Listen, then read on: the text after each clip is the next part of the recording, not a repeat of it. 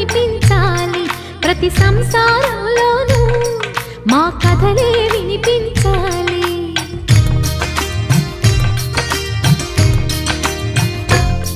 ఆ సిరిని శ్రీహరిని మా జతలో చూపించాలి.